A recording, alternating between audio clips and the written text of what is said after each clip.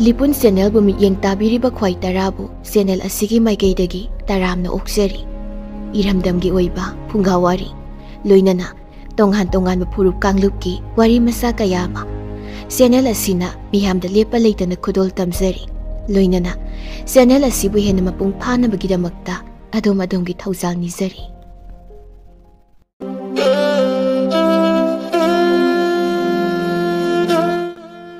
Ngasisu mayamgidamagta puduna lakchari lairembigi machanupa Tompok Nepal suba tangkak wari asi aibagi wakhalna sagatcharga ijabani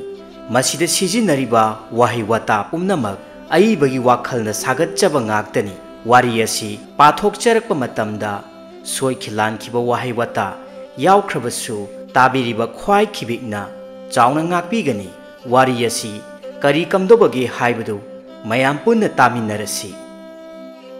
Ayuki korau mangalna ahingba sana machugum masek naina nongpok maikaidagi tarang thoraklami thambal ayuki maira kachaduna taibang sembiba mapu mahakpu thaunijari imung lomdagi taping Tompok mamabu kaujaduna thoraklami. Palem ngasaidagi kaurisa karimataga tadaba male asi haiduna machin macha aduna paithokhtuna lei thambalsu maira katpa loiraduna haugalakpaga mapa chap chanarami thambalna taha asumna hairaklammi palemne maira katliye aduna khumba yadaba isaba haugatlabro o mai katpa sa khumba yadaba ado palem panthodi leiramde kadai chakhrage machanupa Tompoki wadu tabada thambal momon minok loinana asumna hairaklammi aduburo panthodi yahau nganna lang kaiba khongdoikhre halwairaklani ichagi mai tathoklarasi hoi palem asi haiduna makhut machaduna mama thambalbu samduna makhoi animak amung imung lomda changminnakhi pat adugi akoiba maphamsing ayu anganbagi namiba malang ipom lakta salai hi holaduna mahakna thaba lang kayasing kairami lemlai nga su marang kaina pharami atopa mioi kharasu magi langsing kainarami chawbalna laptakna hi honduna salai tanaba asumna lauduna hairaklami hoi bungo salai yahau ngallida lemlai nga bu kayam yamna yauram labage chawbalna hanglaklibadu tabada salai nokphet tawna khumjarami hoi tada ngasidi nanaw khara aduk nganjare ngarangiduga hairurabadi ngasina khara aduk yamle tadagidi lemlai nga bu kayam yamna yauram labage chawbalna maithongdu khara aduk maksinna khumlaklami ibo iya yadeda ngasidi nayambana khanjarubaga loinamak tayonaba haibaduni lemlai nga khara aduk marang kaina yauramlabadi madu yolaga chengcha kharada oirabasu wanjagi khanjabani adubo nongdambana tambidraba mali chawbalgi wafam adu tabada salai yamna nungaitraduna chawbalgi maikai tamna hi honjilaklami aduga chawbalda asumna hairami tada adugidamakta karisu wabirunu nanaw leiribasidi ngasidi nanawgisu lemlai ngadi khara aduk marang kaire lairembi imana macha aihakpu thawjanbire se lemlai nga khara sa tadada nanawna kachari masina chengcha kharada oirabasu wanba phangbra yengbiyu asi haiduna mahakna pharakpa lemlai nga sing adugi saruk ani thokpagi tangkhai amadi chawbalda pirammi inaw yarani dayanda onthokna su yamankhre tada yamba nateda inawna ngasi nayambada pibiriba lemlai nga sing ase nayambana amuk phabagane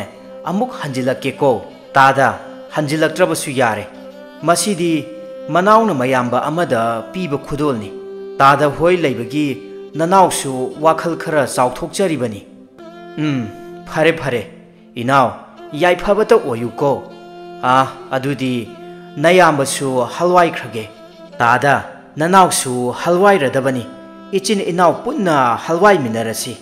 ꯑꯗꯨꯗꯤ ꯌꯥꯝꯅ ꯐꯔꯦ ꯑꯁꯤ ꯍꯥꯏꯅꯗꯨꯅ ꯆꯥꯎꯕꯜ ꯑꯃꯗꯤ ꯁꯂꯥꯏ ꯃꯈꯣꯏ ꯑꯅꯤꯁꯨ ꯌꯥꯝꯅ ꯍꯔꯥꯎꯅ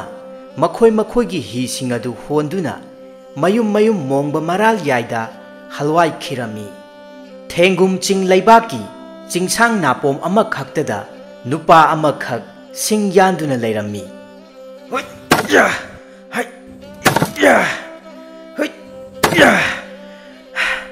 ꯉꯁꯥꯏ ꯃꯈꯩ ꯑꯁꯨꯛ ꯋꯥꯅ ꯌꯥꯟꯕꯕꯨ ꯍꯧꯖꯤꯛ ꯐꯥꯎꯕ ꯇꯨꯞꯄ ꯉꯝꯗꯦꯅꯦꯁꯦ ꯅꯨꯃꯤꯠꯁꯨ ꯂꯩꯈꯠꯂꯛꯂꯦ ꯅꯨꯡꯁꯥꯒꯤ ꯃꯩꯁꯥꯁꯤꯁꯨ ꯑꯣꯟꯊꯣꯛꯅ ꯁꯥꯈ꯭ꯔꯦ ꯑꯁ ꯋꯥꯔꯦꯗ ꯉꯥꯏꯍꯥꯛꯇꯪ ꯎꯔꯨꯝ ꯑꯁ꯭ꯋꯥꯏꯗ ꯄꯣꯊꯥꯈꯤꯒꯦ ꯑꯁꯤ ꯍꯥꯏꯔꯗꯨꯅ ꯁꯤꯡꯖꯪ ꯑꯗꯨ ꯃꯅꯥꯛ ꯑꯗꯨꯋꯥꯏꯗ ꯊꯝꯂꯗꯨꯅ ꯅꯨꯄꯥ ꯑꯗꯨ ꯉꯥꯏꯍꯥꯛꯇꯪ ꯎꯈꯥ ꯑꯃꯒꯤ ꯎꯔꯨꯝ ꯂꯥꯡꯂꯤꯕ ꯃꯐꯝ ꯑꯗꯨꯗ ꯆꯪꯁꯤꯟꯗꯨꯅ ꯄꯣꯊꯥꯔꯝꯃꯤ ꯑꯁꯨꯝ ꯄꯣꯊꯥꯔꯝꯕꯗꯒꯤ ꯅꯨꯄꯥ ꯑꯗꯨ ꯑꯗꯨꯃꯛ ꯇꯨꯝꯊꯈꯤꯔꯝꯃꯤ ꯃꯍꯥꯛꯀꯤ ꯈꯣꯝꯂꯦꯟ ꯃꯪꯂꯥꯟꯗ ꯑꯁꯨꯛꯄ ꯎꯃꯪ ꯑꯃꯕꯨ ꯑꯁꯨꯝ ꯐꯥꯎꯗꯨꯅ ꯆꯠꯂꯝꯃꯤ ꯑꯁꯨꯝ ꯂꯝꯁꯥꯡ ꯂꯥꯛꯄꯒꯤ ꯃꯁꯥꯗꯨ ꯌꯥꯝꯅ ꯆꯣꯛꯊꯔꯗꯨꯅ ꯌꯥꯝꯅ ꯋꯥꯅ ꯃꯆꯤꯟꯗꯁꯨ ꯑꯁꯨꯝꯅ ꯁꯣꯜꯂꯝꯃꯤ ꯑꯩꯍꯥꯛꯅ ꯆꯠꯂꯤꯕꯁꯦ ꯐꯅꯗꯤ ꯀꯨꯏꯔꯛꯂꯦꯁꯦ ꯀꯔꯤꯅꯣ ꯍꯧꯖꯤꯛ ꯐꯥꯎꯕ ꯌꯧꯕ ꯀꯧꯕ ꯂꯩꯇ꯭ꯔꯤꯁꯤꯅ ꯍꯥꯏꯔꯤꯕ ꯁꯨꯔꯨꯡ ꯑꯗꯨꯅ ꯀꯌꯥꯝ ꯌꯥꯝꯅ ꯂꯥꯞꯅ ꯂꯩꯔꯤꯕ ꯑꯣꯟꯊꯣꯛꯅꯕꯨ ꯂꯥꯞꯈ꯭ꯔꯦꯗ ꯀꯝꯗꯧꯅꯤ ꯁꯤꯗꯤ ꯅꯨꯃꯤꯠꯁꯨ ꯇꯥꯁꯤꯜꯂꯛꯀꯗꯧꯔꯦ ꯑꯣ ꯑꯥꯗ ꯃꯥꯡꯗ ꯅꯨꯄꯤ ꯑꯃꯈꯛ ꯆꯠꯂꯤꯕꯁꯦ ꯃꯍꯥꯛꯇ ꯍꯦꯛꯇ ꯍꯪꯂꯒꯦ ꯑꯁꯤ ꯍꯥꯏꯔꯗꯨꯅ ꯅꯨꯄꯤ ꯑꯃꯈꯛ ꯃꯃꯥꯡꯗ ꯂꯥꯞꯇꯛꯅ ꯆꯠꯂꯤꯕ ꯑꯗꯨꯕꯨ ꯅꯨꯄꯥ ꯑꯁꯤꯅ ꯇꯥꯟꯅꯔꯝꯃꯤ ꯑꯗꯨꯕꯨ ꯇꯥꯟꯅꯩ ꯍꯥꯏꯖꯕ ꯈꯛꯀꯤ ꯋꯥꯇꯅꯤ ꯅꯨꯄꯤ ꯑꯗꯨꯒꯤ ꯃꯅꯥꯛꯇꯗꯤ ꯑꯗꯨꯃꯛ ꯌꯧꯁꯤꯟꯕ ꯉꯝꯂꯝꯗꯦ ꯀꯔꯤꯅꯣ ꯅꯨꯄꯤ ꯑꯁꯤꯗꯤ ꯇꯥꯟꯅꯔꯕꯁꯨ ꯐꯪꯕ ꯀꯧꯕ ꯂꯩꯇ꯭ꯔꯤꯁꯤꯅ ꯀꯧꯔꯒ ꯍꯦꯛꯇ ꯌꯦꯡꯂꯒꯦ ꯑꯁꯤ ꯈꯜꯂꯗꯨꯅ ꯃꯈꯣꯡ ꯑꯗꯨꯗꯤ ꯊꯥꯡꯕ ꯂꯦꯞꯇ ꯑꯃꯨꯛ ꯀꯧꯗꯨꯅ ꯌꯦꯡꯂꯝꯃꯤ ꯃꯥꯡꯗ ꯆꯠꯂꯤꯕꯤ ꯅꯨꯖꯥ ꯏꯕꯦꯝꯃ ꯅꯍꯥꯛꯄꯨ ꯇꯥꯕ꯭ꯔꯥ ꯑꯃꯨꯛꯇ ꯉꯥꯏꯕꯤꯈꯣ ꯋꯥ ꯑꯃꯇ ꯍꯪꯖꯒꯦ ꯅꯨꯄꯤ ꯑꯗꯨꯅ ꯃꯃꯥꯏꯗꯤ ꯂꯩꯊꯣꯔꯛꯇ ꯆꯠꯄꯁꯨ ꯑꯁꯨꯝ ꯂꯦꯞꯇꯅ ꯑꯁꯨꯝꯅ ꯈꯨꯝꯂꯛꯂꯝꯃꯤ ꯀꯔꯤ ꯍꯥꯏꯒꯦ ꯏꯕꯨꯡ ꯅꯆꯟ ꯊꯦꯡꯉꯦ ꯅꯆꯟꯕꯨ ꯈꯥꯝꯕꯤꯔꯒꯅꯨ ꯑꯗꯨꯃꯛ ꯍꯪꯕꯤꯔꯛꯂꯣ ꯅꯆꯟꯅ ꯈꯪꯕ ꯑꯣꯏꯔꯒꯗꯤ ꯄꯥꯎꯈꯨꯝ ꯄꯤꯖꯔꯛꯀꯦ ꯅꯨꯄꯤ ꯑꯗꯨꯒꯤ ꯃꯇꯧ ꯑꯗꯨꯗ ꯅꯨꯄꯥ ꯑꯗꯨ ꯍꯥꯏꯐꯦꯠꯇꯤ ꯉꯛꯆꯥꯅꯔꯝꯃꯤ ꯑꯗꯨꯒ ꯑꯁꯨꯝꯅ ꯍꯥꯏꯔꯝꯃꯤ ꯁꯨꯝꯗꯧꯕꯅꯤ ꯏꯆꯟ ꯂꯩꯔꯨ ꯂꯣꯛ ꯀꯧꯕ ꯃꯐꯝ ꯑꯃꯗ ꯁꯨꯔꯨꯡ ꯑꯃꯈꯛ ꯂꯩ ꯍꯥꯏ ꯁꯨꯔꯨꯡ ꯑꯗꯨ ꯌꯧꯒꯗꯕ ꯀꯌꯥꯝ ꯌꯥꯝꯅ ꯋꯥꯠꯂꯤꯕꯒꯦ ꯏꯆꯟꯅ ꯈꯪꯂꯕꯗꯤ ꯑꯃꯨꯛꯇ ꯅꯕꯨꯡꯗ ꯇꯥꯛꯄꯤꯌꯨ ꯅꯨꯄꯤ ꯑꯗꯨ ꯉꯥꯏꯍꯥꯛꯇꯤ ꯇꯨꯃꯤꯟꯅ ꯂꯩ ꯈꯨꯝꯂꯛꯇꯦ ꯆꯠꯄꯗꯤ ꯑꯗꯨꯃꯛ ꯂꯦꯞꯄ ꯂꯩꯇꯅ ꯆꯠꯂꯤ ꯃꯃꯥꯏꯁꯨ ꯁꯨꯡꯂꯩ ꯂꯩꯊꯣꯔꯛꯂꯝꯗꯦ ꯉꯥꯏꯍꯥꯛ ꯂꯩꯔꯕ ꯃꯇꯨꯡꯗ ꯅꯨꯄꯤ ꯑꯗꯨꯅ ꯑꯁꯨꯝꯅ ꯄꯥꯎꯈꯨꯝ ꯄꯤꯔꯛꯂꯝꯃꯤ ꯏꯕꯨꯡ ꯍꯥꯏꯔꯤꯕ ꯃꯐꯝ ꯑꯗꯨꯗꯤ ꯅꯆꯟ ꯈꯪꯉꯦ ꯑꯗꯨꯕꯨ ꯃꯐꯝ ꯑꯗꯨꯗꯤ ꯃꯤꯑꯣꯏ ꯑꯃꯠꯇ ꯆꯪꯕ ꯌꯥꯕ ꯃꯐꯝꯗꯤ ꯅꯠꯇꯕꯅꯤ ꯑꯗꯨꯅ ꯅꯆꯟ ꯃꯐꯝ ꯑꯗꯨ ꯍꯥꯏꯕ ꯉꯝꯖꯔꯣꯏ ꯑꯁꯤ ꯍꯥꯏꯗꯨꯅ ꯅꯨꯄꯤ ꯑꯗꯨꯅ ꯍꯥꯟꯅ ꯆꯠꯂꯝꯂꯤꯕ ꯈꯣꯡꯊꯥꯡ ꯑꯗꯨꯗꯒꯤ ꯁꯔꯨꯛ 100 ꯍꯦꯟꯅ ꯃꯉꯥꯜꯒ ꯂꯣꯏꯅꯅ ꯌꯥꯝꯅ ꯌꯥꯡꯅ ꯆꯠꯈꯤꯗꯨꯅ ꯃꯐꯝ ꯑꯗꯨꯗꯒꯤ ꯑꯗꯨꯃꯛ ꯃꯤꯠꯅ ꯎꯕ ꯐꯪꯈꯤꯗ꯭ꯔꯦ ꯃꯇꯧ ꯑꯗꯨꯗ ꯅꯨꯄꯥ ꯑꯗꯨ ꯄꯨꯡꯉꯛ ꯉꯛꯂꯝꯃꯤ ꯅꯨꯄꯤ ꯑꯗꯨꯅ ꯆꯠꯈꯤꯕꯒꯤ ꯃꯉꯥꯜ ꯑꯗꯨꯅ ꯅꯨꯄꯥ ꯑꯗꯨ ꯈꯨꯗꯛ ꯑꯗꯨꯗ ꯇꯥꯏꯕꯪ ꯃꯪꯐꯥꯎꯅꯔꯛꯂꯝꯃꯤ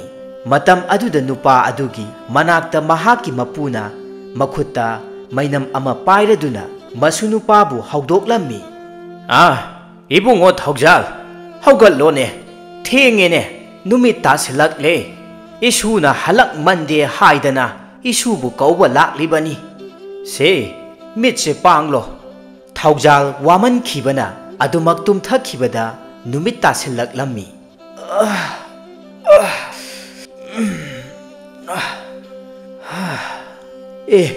ꯏꯄꯨ ꯑꯩꯍꯥꯛꯇꯤ ꯋꯥꯃꯟꯈꯤꯗꯨꯅ ꯑꯗꯨꯃꯛ ꯇꯨꯝꯊꯔꯨꯔꯕ ꯃꯥꯜꯂꯦ नुमित्सिसु तासलमलेदना होय होय फरे फरे मोंबा इराल याइदा हलवाइरसी सिंजा ओइननबसिंग अदो पाइखलक्लो चत्सी होय इपु नसु पाइजरक्लगे इपु मांग थाबिरो असी हाइनदुना मपु मसु मखोय अनिदु तुंगथमांग थादुना मयुमदा हलक्लमी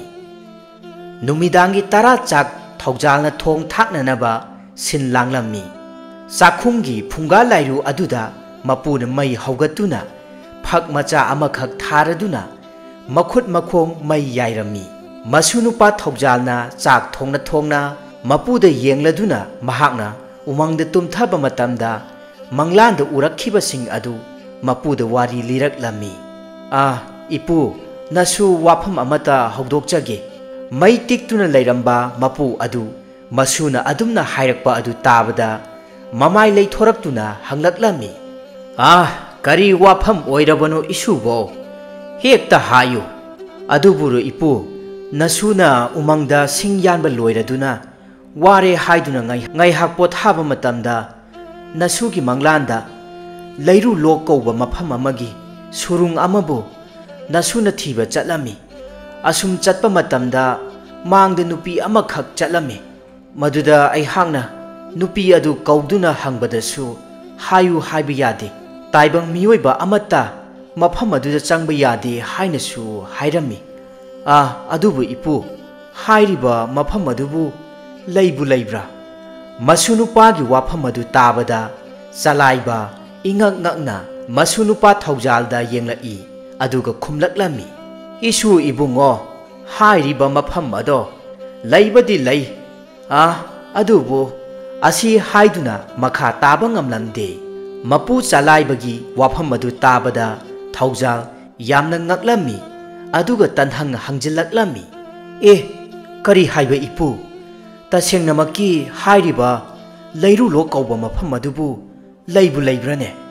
अदुगा इपुन मखा ताबा ngamdriba अदुना करीगे मसुनुपा थौजालगी वाफम अदुदा चलाइबा ममांग मतम अमदा थोखिबा वारी अमबु खंगौदना ममित्ता संसंगनना उरक्लमी अदुगा मसुनुपा थौजालदा वारी पुंबा लिरक्लमी इशु इबुंगो पुकनिंग चंगना तावको इशुगी मंगलांदा उख्रिबा लैरु लोक हाइना कौबा मफम मदो थेंगुम चिंग लैबाक असिदगी असुम मखा पांगना चटलगा चिंगलोन तरेत लालगा लैरु लोक हाइना कौबा यामना चावरबा सुरुंग अमखक लैदो नपुना पाखंग ओइरिङै मतमदा इमानब कयासिंगा हाइरिबा मफम अदोमदा सना तौबगी थबक सुबा चटलुइदो लैरु लोक हाइरिबा मफम मसिदा सनाना मरांग कायना लैदो अदुबु हाइरिबा मफम मसिदी ताइबंग मियोइबसिंगना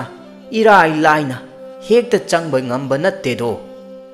असी हाइरदुना चलाइबना नहा ओइरिङै पाखंग सारे फारकपा मतम अदुदा थोखिबा थेंगनखिबा वारिसिंग लीबा हौरक्लमी थेंगुम चिंग लैबाक असिदा निंगथौ लिक्लाइबना निंगथौ ओइदुना पालम्मी नोंगमा सना नाकोंगदा निंगथौगी लुचिंगबा अमना असुमना वाफम अमा हंगलक्लमी इनिंगथौ ननाइना वाफम अमखक इनिंगथौगी मफमदा हंगचरी मदुदी अइखोगी लैबाक असिदगी असुम मखा पांगना चटलगा चिंगलोन तरेत लालगा लैरु लोक कौबा मफम अमदा सना मरांग कायना लैबा मफम अमा लै हाइबा ननाई खंजरे मनाई लुचिंगबा अदुगी वाफम अदु ताबदा निंगथौ लिक्लाइबना यामना ngakna हाइरक्लमी करी हाइबा वाफम अदु तसेंग तसेंगना चुमदी चुमलेको अचुमबनी इनिंगथौ ननाइना वाफम पुंबा लोइना खंजरबनी अदुदी यामना फरे हाइरिबा मफम अदुदा यामना अथुबा मतमदा संगसिनदुना सनासिंग अदो लौथोक्लसी करीगुंबा अतोपा लैबाकी निंगथौसिंगनगा हाना खंख्रबदी थबक असिदा खुरौ यामना थांगलक्कनी अचुंबमक्नी इनिंगथौ मदुगी थौरांग पुंबा ननाइना फनबा लोइना सिंजरगे फरे फरे थबक असि तराई तराइबदी यारोइदौरी अदुना ꯌꯥꯝꯅ ꯆꯦꯛꯁꯤꯟꯅ ꯍꯣꯠꯅꯧ ꯊꯕꯛ ꯑꯁꯤꯅꯕꯨ ꯍꯦꯛ ꯃꯥꯏ ꯄꯥꯛꯄꯒ ꯅꯍꯥꯛꯀꯤꯁꯨ ꯃꯐꯝ ꯈꯪꯅ ꯅꯤꯡꯊꯧ ꯑꯩꯍꯥꯛꯅ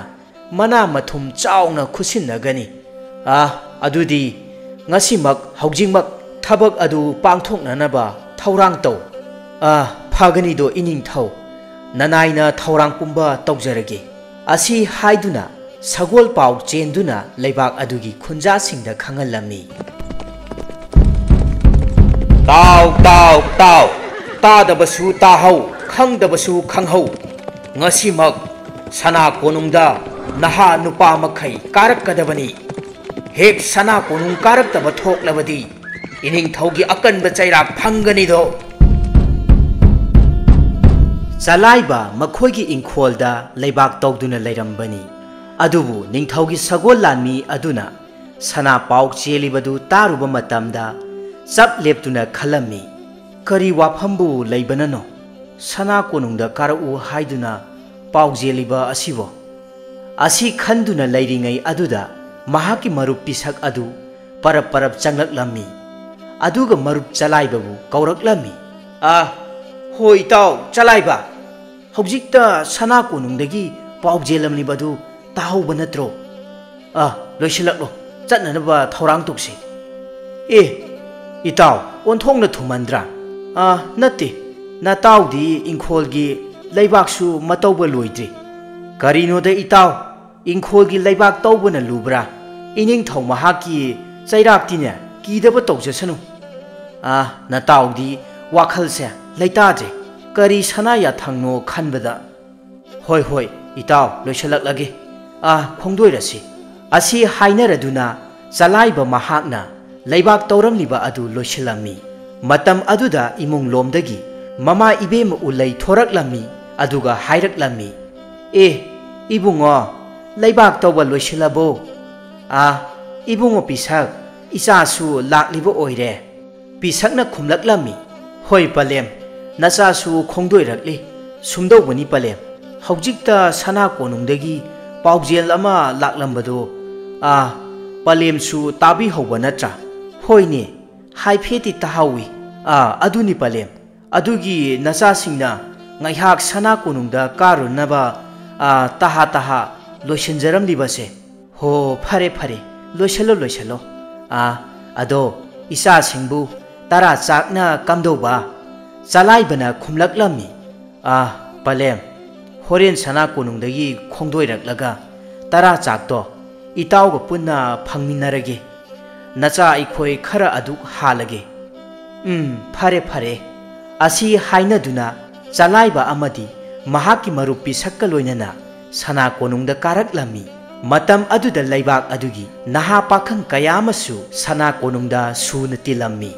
ꯅꯤꯡꯊꯧ ꯂꯤꯛꯂꯥꯏꯕ ꯃꯁꯥꯃꯛꯅ ꯃꯌꯥꯝ ꯇꯥꯅꯅꯕ ꯑꯁꯨꯝꯅ ꯍꯥꯏꯔꯛꯂꯝꯃꯤ ꯅꯨꯡꯁꯤꯔꯕ ꯏꯆꯤꯟ ꯏꯅꯥꯎ ꯄꯨꯝꯅꯃꯛ ꯉꯁꯤꯗꯤ ꯁꯤꯟꯊꯥ ꯑꯃꯒꯤꯗꯃꯛꯇ ꯁꯅꯥ ꯀꯣꯅꯨꯡꯗ ꯀꯧꯕꯅꯤꯗꯣ ꯑꯩꯈꯣꯏꯒꯤ ꯂꯩꯕꯥꯛ ꯑꯁꯤꯗꯒꯤ ꯑꯁꯨꯝ ꯃꯈꯥ ꯄꯥꯡꯅ ꯆꯠꯂꯒ ꯆꯤꯡꯂꯣꯟ ꯇꯔꯦꯠ ꯂꯥꯜꯂꯒ ꯂꯩꯔꯨꯂꯣꯛ ꯀꯧꯕ ꯃꯐꯝ ꯑꯃ ꯂꯩꯗꯣ ꯍꯥꯏꯔꯤꯕ ꯃꯐꯝ ꯑꯗꯨꯗꯒꯤ ꯁꯅꯥ ꯊꯤꯔꯨꯒꯗꯕꯅꯤ ꯁꯅꯥ ꯃꯁꯤꯡ ꯌꯥꯝꯅ ꯊꯤꯔꯛꯄ ꯉꯝꯕ ꯃꯤꯑꯣꯏ ꯑꯗꯨꯗ ꯃꯅꯥ ꯃꯊꯨꯝ ꯌꯥꯝꯅ ꯆꯥꯎꯅ ꯄꯤꯒꯅꯤ ꯅꯤꯡꯊꯧ ꯂꯤꯛꯂꯥꯏꯕꯒꯤ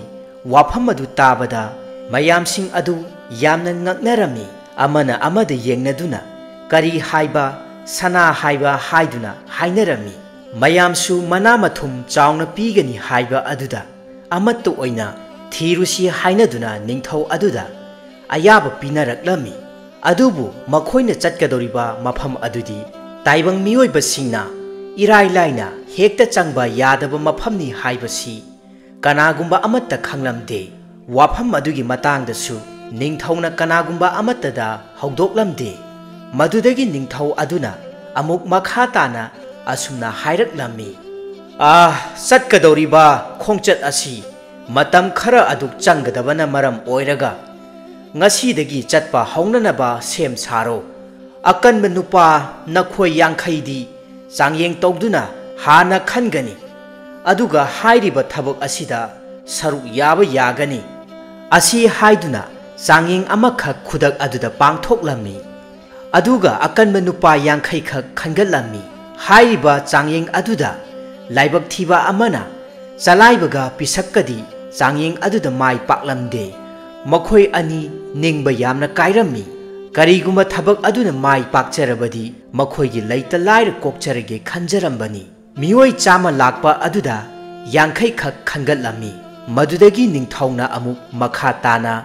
yamna harauna asumna hairaklammi changyeng asida mai paklaba pumnamakpu ningthau aihakna hanna thagatchari khongchat asi chatnanaba haujimak sem saduna nafi narol napot na chai nayum mongba naral yaidagi laururaga sana konungda amuk tanna karakadabani aduga changyeng asida saruk yabiramba ichin inaw pumnamakpusu ningthau aihakna hanna thagatchari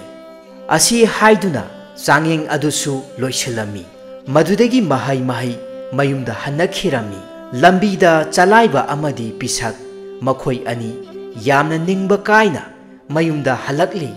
pisakna asumna hairaklammi itaw chalaiba aikhoi anisu lona khongchat asida saruk yarasira wafam adu tabada chalaibana mataw pisakki machindu melammi ningthaugi atopa mioi singnaga takhigadra haiduna aduga pisakki mafamda lona chirol tawraklammi itaw hoi yare adubune wafam ase kanagumba amatada khanganbi yadiko asumna makhoi animak chalaibagi yumda changlaktuna sak ising punna chathokminarami aduga chalaibagi apopida waram pumba nakoinana langphaida makhoi ani thabak suba chatlukhige haibasi khak nattana atei atopa asengba achumba adudi haidoklamde pisaksu adumangai mahaki apokpa apokpida adumna chalaibana haiba wafamsing adu nattana asengbadi karisu haidoklamde madudagi miwai yankhai adu sana konungda makhoigi mafi marol sing yomduna kanaraklami khongchat aduda changadaba chana thaknabana chingba thabak suba matamda changadaba khusu khulai sing pumba sagol gari da hapchinduna khongchat adu chatpa haurami aronba lambida chalaiba amadi pisak makhoi anisu lone inaraklami ningthaugi lanmising adusu amata khanglamde asumna asum lakpana umang wamang kayama phauраklami numit takhiduna umang amagi mafam chaba yengduna mayamsing adu yarek lami salaiba amasung pisaksu mafam chaba machi amada laisinduna ahing aduma yarek lami mayamsing aduna chana thaknanaba sinba langba loiraba matungda tumna hipnanaba thaurang tawrami ahing tanglok thenglaba matam aduda arapada lamhui kaya singna lakna khongbagi makhol kaya ma sutarak lami mayam sing adu mikup nahum singna lainarami ningthaugi lanmi sing adusu makhutta paiba khulai sing yamna cheksinna paiduna lainarami chalaiba amadi pisak makhoi anisu mikup nahum singna lairami asumna ahing adu karisu thoidokpadi yawda adumak haukhirami nongalabada makhoi sing adu haugatnaduna makhoigi khongchat adu amuk makha tana chatharami narak mongsong umang wamang asukpa mafam kaya phawduna asum lakpana cinglon ahanba adudi lanthoraklami ani suba cinglon adu yoksilakpa matamdadi makhoina asum changlakpa matamda migi saru polang khara thengnaba hauraklami matam aduda mayamsing adu yamna ngaklami lanmising adugi luchingba amana mayamda asumna yamna cheksinna hairaklami nakhoi pumnamak mikup nahum yamna singna mafam asida changsilu mafam asi karigumba khudong thiningai oiba yai madudagi makhoi sing adu asumna tapna changsilaklami matam aduda yamna chawraba lairen amana ningthaugi lanmi amabu khangawdana laklami matau aduda mayamsing adu pakhatnarami makhoigi makhutta painarakpa thang ten sing adu yamna cheksinna painaduna chawraba lairen aduda landarami halo chenthok hankhino ei asom cheng thai chelo tano halo lairen lase halase hai ya halo asi haiduna mayamsing adu ꯂꯥꯎ ꯂꯥꯎꯗꯨꯅ ꯂꯥꯏꯔꯦꯟ ꯑꯗꯨꯒ ꯑꯀꯟꯕ ꯃꯑꯣꯡꯗ ꯂꯥꯟꯊꯦꯡꯅꯔꯝꯃꯤ꯫ ꯂꯥꯏꯔꯦꯟ ꯑꯗꯨꯅ ꯁꯥꯐꯕ ꯅꯨꯄꯥ 50 ꯑꯗꯨꯒꯤ ꯃꯅꯨꯡꯗ ꯑꯃꯁꯨ ꯅꯥꯔꯣꯟꯗ ꯂꯥꯛꯂꯝꯃꯤ꯫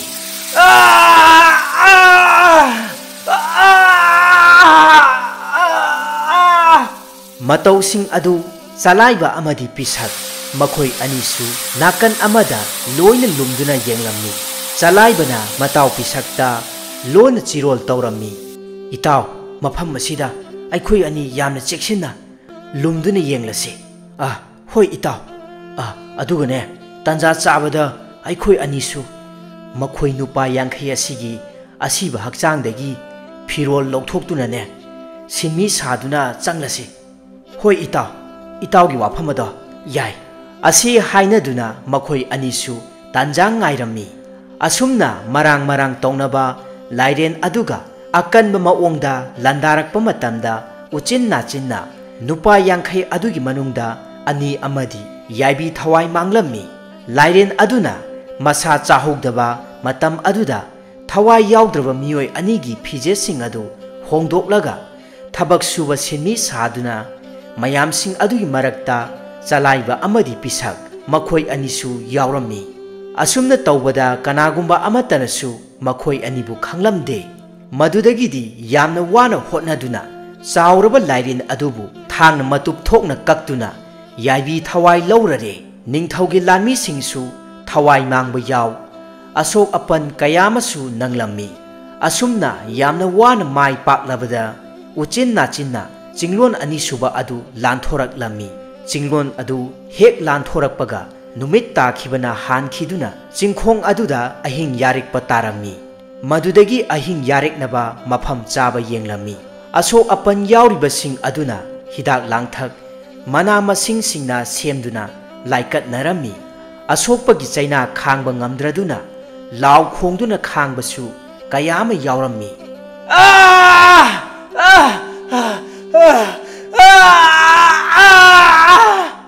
ꯑꯁꯨꯝꯅ ꯋꯥꯅ ꯇꯔꯥ ꯆꯥꯛ ꯊꯣꯡ ꯊꯥꯛꯂꯗꯨꯅ ꯃꯐꯝ ꯑꯗꯨꯗ ꯆꯥꯕ ꯊꯛꯄ ꯂꯣꯏꯅꯔꯕ ꯃꯇꯨꯡꯗ ꯃꯥꯒꯤ ꯇꯨꯝꯅꯅꯕ ꯊꯧꯔꯥꯡ ꯄꯨꯝꯕ ꯇꯧꯔꯝꯃꯤ꯫ ꯂꯦꯝꯍꯧꯔꯤꯕ ꯃꯈꯣꯏ ꯅꯨꯄꯥ 50 ꯑꯗꯨꯗꯒꯤ ꯃꯤꯑꯣꯏ 98 ꯈꯛꯇ ꯉꯥꯏꯔꯛꯂꯝꯃꯤ꯫ ꯃꯈꯣꯏꯁꯤꯡ ꯑꯗꯨꯗꯒꯤ ꯃꯕꯨꯛ ꯌꯥꯝꯅ ꯐꯠꯇꯕ ꯀꯔꯥꯝ ꯆꯥꯎꯕ ꯃꯤꯑꯣꯏ ꯈꯔꯁꯨ ꯑꯗꯨꯃꯛ ꯌꯥꯎꯔꯝꯃꯤ꯫ ꯃꯈꯣꯏ ꯃꯤꯑꯣꯏ 5 ꯂꯣꯟꯅ ꯋꯥ ꯇꯥꯟꯅꯔꯝꯃꯤ꯫ ꯂꯨꯆꯤꯡꯕ ꯁꯥꯕ ꯑꯗꯨꯅ ꯑꯁꯨꯝꯅ ꯍꯥꯏꯔꯛꯂꯝꯃꯤ: ꯑꯩꯈꯣꯏꯅ ꯍꯥꯏꯔꯤꯕ ꯁꯅꯥꯁꯤꯡ ꯑꯗꯨꯒꯤ ꯃꯄꯨ ꯁꯣꯏꯗꯅ ꯑꯣꯏꯒꯅꯤ꯫ ꯑꯩꯈꯣꯏ ꯑꯃꯠꯇ ꯑꯣꯏꯅ ꯂꯤꯡꯖꯦꯜ ꯃꯥꯟꯅꯁꯤ꯫ ꯂꯩꯔꯤꯕ ꯑꯇꯩꯁꯤꯡ ꯑꯁꯦ ꯑꯩꯈꯣꯏꯅ ꯄꯥꯝꯕꯩ ꯑꯃ ꯇꯧꯔꯒ ꯀꯔꯤꯒꯨꯝꯕ ꯈꯨꯗꯣꯡꯊꯤꯕ ꯊꯧꯗꯣꯛ ꯑꯃ ꯊꯣꯔꯛꯄ ꯃꯇꯝꯗ ꯂꯣꯟꯅ ꯇꯟꯖꯥ ꯌꯦꯡꯂꯒ ꯂꯣꯏꯅ ꯌꯥꯏꯕꯤ ꯊꯋꯥꯏ ꯂꯧꯔꯁꯤ꯫ ꯑꯗꯨ ꯑꯣꯏꯔꯕꯗꯤ ꯑꯩꯈꯣꯏꯅ ꯃꯪꯖꯔꯤꯕ ꯃꯪꯂꯥꯟꯁꯨ ꯁꯣꯏꯗꯅ ꯃꯪꯐꯥꯎꯅꯔꯒꯅꯤ꯫ ꯋꯥꯐꯝ ꯑꯁꯦ ꯑꯇꯣꯞꯄꯁꯤꯡꯗ ꯈꯪꯍꯟꯅꯔꯣꯏꯁꯤ꯫ ꯑꯁꯤ ꯍꯥꯏꯗꯨꯅ ꯃꯈꯣꯏ 5 ꯑꯗꯨ ꯋꯥꯁꯛꯅꯔꯝꯃꯤ꯫ ꯑꯁꯨꯝꯅ ꯑꯍꯤꯡ ꯑꯗꯨꯃ ꯌꯥꯔꯦꯛꯅꯔꯝꯃꯤ꯫ ꯃꯈꯣꯏ 5 ꯑꯗꯨꯅ ꯑꯗꯨꯝꯅ ꯂꯣꯟꯅ ꯋꯥ ꯇꯥꯟꯅꯈꯤꯕ ꯃꯌꯥꯝꯁꯤꯡ ꯑꯗꯨꯗꯤ ꯆꯂꯥꯏꯕ ꯑꯃꯗꯤ ꯄꯤꯁꯛ ꯃꯈꯣꯏ ꯑꯅꯤꯅ ꯂꯣꯏꯅ ꯇꯥꯍꯧꯔꯝꯃꯤ꯫ ꯃꯗꯨꯗꯒꯤ ꯃꯈꯣꯏ ꯑꯅꯤ ꯌꯥꯝꯅ ꯆꯦꯛꯁꯤꯟꯕ ꯃꯊꯧ ꯇꯥꯔꯦ ꯍꯥꯏꯅꯔꯝꯃꯤ꯫ ꯑꯁꯨꯝꯅ ꯑꯍꯤꯡ ꯇꯥꯡꯂꯧ ꯑꯗꯨ ꯍꯧꯈꯤꯔꯝꯃꯤ꯫ ꯅꯣꯡ ꯉꯥꯜꯂꯛꯂꯗꯨꯅ ꯃꯈꯣꯏꯒꯤ ꯈꯣꯡꯆꯠ ꯑꯗꯨ ꯑꯃꯨꯛ ꯃꯈꯥ ꯇꯥꯅ ꯆꯠꯄ ꯍꯧꯔꯛꯂꯝꯃꯤ꯫ ꯑꯁꯨꯝꯅ ꯃꯈꯣꯏꯅ ꯈꯣꯡꯆꯠ ꯑꯗꯨ ꯆꯠꯀꯗꯕꯒꯤ ꯁꯦꯝ ꯁꯥꯔꯛꯄ ꯃꯇꯝ ꯑꯗꯨꯗ ꯉꯔꯥꯡ ꯑꯍꯤꯡ ꯇꯥꯡꯂꯧ ꯑꯊꯦꯡꯕꯗ ꯂꯣꯟꯅ ꯋꯥ ꯇꯥꯟꯅꯈꯤꯕ ꯃꯈꯣꯏ 5 ꯑꯗꯨ ꯃꯐꯝ ꯑꯗꯨꯗ ꯂꯩꯔꯝꯗ꯭ꯔꯦ꯫ ꯃꯌꯥꯝ ꯆꯥꯏꯊꯣꯛꯇꯨꯅ ꯑꯀꯣꯏꯕ ꯑꯗꯨꯗ ꯊꯤꯔꯝꯃꯤ, ꯑꯗꯨꯕꯨ ꯐꯪꯕ ꯀꯧꯕ ꯂꯩꯔꯝꯗꯦ꯫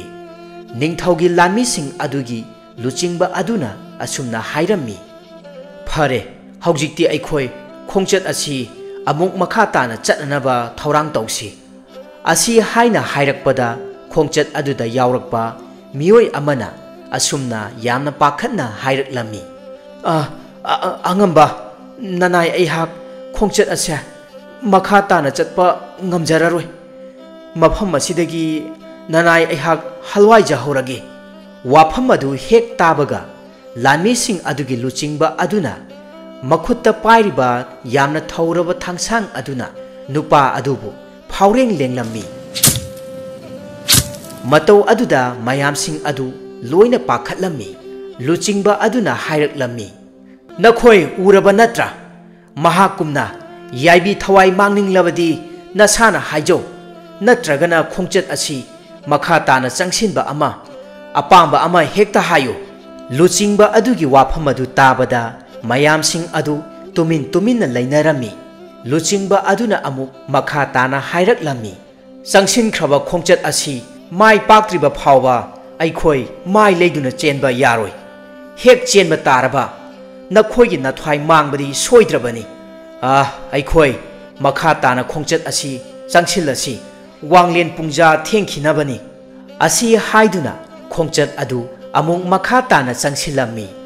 ꯑꯁꯣꯝꯗ ꯃꯈꯣꯏ ꯃꯉꯥ ꯑꯗꯨꯁꯨ ꯂꯣꯟꯅ ꯅꯥꯀꯟ ꯑꯃꯔꯣꯝꯗ ꯊꯩꯗꯣꯛꯇꯨꯅ ꯈꯣꯡꯆꯠ ꯑꯗꯨ ꯑꯃꯨꯛ ꯃꯈꯥ ꯇꯥꯅ ꯆꯪꯁꯤꯜꯂꯛꯂꯝꯃꯤ꯫ ꯆꯂꯥꯏꯕ ꯑꯃꯗꯤ ꯄꯤꯁꯛ, ꯃꯈꯣꯏ ꯑꯅꯤ ꯑꯁꯨꯝ ꯆꯠꯅ ꯆꯤꯔꯣꯜ ꯇꯧꯅꯔꯝꯃꯤ꯫ ꯆꯂꯥꯏꯕꯅ ꯍꯥꯏꯔꯛꯏ, "ꯍꯣ ꯏꯇꯥꯎ, ꯑꯩꯈꯣꯏꯅ ꯈꯔ ꯆꯦꯛꯁꯤꯟꯁꯤ꯫ ꯂꯝꯕꯤ ꯑꯁꯦ ꯏꯔꯥꯏ ꯂꯥꯏꯅꯗꯤ ꯆꯪꯁꯤꯟꯕ ꯌꯥꯒꯗꯧꯕ ꯃꯥꯟꯗꯦ." ꯄꯤꯁꯛꯁꯨ ꯆꯤꯔꯣꯜ ꯇꯧꯅ ꯈꯨꯝꯂꯛꯂꯝꯃꯤ, "ꯍꯥꯏꯒꯨꯝꯗꯅꯦ ꯏꯇꯥꯎ, ꯃꯐꯝ ꯑꯁꯦ ꯈꯨꯗꯣꯡ ꯊꯤꯅꯤꯡꯉꯥꯏꯒꯤ ꯃꯁꯛ ꯉꯥꯛꯇ ꯑꯣꯏꯅ ꯇꯧꯏ꯫ ꯃꯊꯪꯒꯤ ꯆꯤꯡꯂꯣꯟ ꯑꯃꯗꯅ ꯀꯔꯤ ꯑꯃꯨꯛ ꯊꯣꯛꯂꯛꯀꯗꯕ? ꯑꯁ, ꯅꯇꯥꯎꯗꯤ ꯀꯞꯂꯥꯛꯀꯁꯦ ꯌꯥꯗ꯭ꯔꯦ, ꯆꯦꯡ ꯈꯩꯕꯒꯨꯝꯅ ꯊꯛ ꯅꯤꯛꯂꯦ꯫ ꯑꯃꯨꯛ ꯈꯣꯡꯆꯠ ꯑꯁꯦ ꯃꯈꯥ ꯇꯥꯅ ꯆꯪꯁꯤꯟꯕ ꯉꯝꯖꯔꯔꯣꯏ ꯍꯥꯏꯅ ꯍꯦꯛ ꯍꯥꯏꯔꯨꯕ ꯃꯇꯝꯗꯁꯨ ꯑꯉꯝꯕꯁꯤꯡ ꯑꯁꯤꯅꯅꯦ, ꯉꯝꯃꯤ ꯍꯥꯏꯕꯒꯤ ꯃꯇꯤꯛꯅꯦ ꯍꯦꯛꯇ ꯌꯥꯏꯕꯤ ꯊꯋꯥꯏ ꯂꯧꯈꯤꯒꯗꯧꯔꯤꯕꯅꯤ." ꯆꯂꯥꯏꯕꯅ ꯑꯃꯨꯛ ꯃꯈꯥ ꯇꯥꯅ ꯆꯤꯔꯣꯜ ꯇꯧꯔꯛꯂꯝꯃꯤ, "ꯑꯗꯨꯅꯤ, ꯅꯁꯥꯅ ꯈꯪꯅ ꯆꯠꯆꯧ꯫ ꯏꯇꯥꯎ, ꯑꯥꯗ ꯂꯥꯞꯇꯛꯅ ꯏꯁꯤꯡ ꯈꯣꯡ ꯑꯃ ꯂꯝꯕꯤ ꯑꯣꯏꯅ ꯇꯧꯕ ꯑꯃ ꯂꯩꯔꯦꯍꯦ." ꯑꯁꯤ ꯍꯥꯏꯗꯨꯅ ꯆꯂꯥꯏꯕꯅ ꯃꯇꯥꯎ ꯄꯤꯁꯛꯇ ꯃꯉꯛ ꯏꯟꯗꯨꯅ ꯈꯪꯍꯜꯂꯤ꯫ ꯑꯇꯩ ꯃꯌꯥꯝꯁꯤꯡ ꯑꯗꯨꯁꯨ ꯏꯁꯤꯡ ꯈꯣꯡ ꯑꯗꯨ ꯎꯔꯛꯂꯝꯃꯤ꯫ ꯂꯨꯆꯤꯡꯕ ꯑꯗꯨꯅ ꯃꯌꯥꯝ ꯇꯥꯅꯅꯕ ꯂꯥꯎꯗꯨꯅ ꯑꯁꯨꯝꯅ ꯍꯥꯏꯔꯛꯂꯝꯃꯤ, "ꯃꯥꯡꯗ ꯎꯔꯤꯕ ꯏꯁꯤꯡ ꯈꯣꯡ ꯂꯝꯕꯤ ꯑꯁꯦ ꯏꯔꯩ ꯐꯅ ꯀꯟꯕ ꯃꯥꯜꯂꯤ꯫ ꯃꯈꯣꯜ ꯑꯁꯤꯁꯨ ꯌꯥꯝꯅ ꯍꯧꯅ ꯇꯥꯔꯤ꯫ ꯑꯩꯈꯣꯏ ꯈꯔ ꯆꯦꯛꯁꯤꯟꯁꯤ." ꯑꯇꯩ ꯃꯌꯥꯝꯁꯤꯡ ꯑꯗꯨꯁꯨ ꯐꯒꯅꯤ ꯑꯉꯝꯕ ꯍꯥꯏꯗꯨꯅ ꯑꯃꯠꯇ ꯑꯣꯏꯅ ꯈꯨꯝꯂꯛꯂꯝꯃꯤ꯫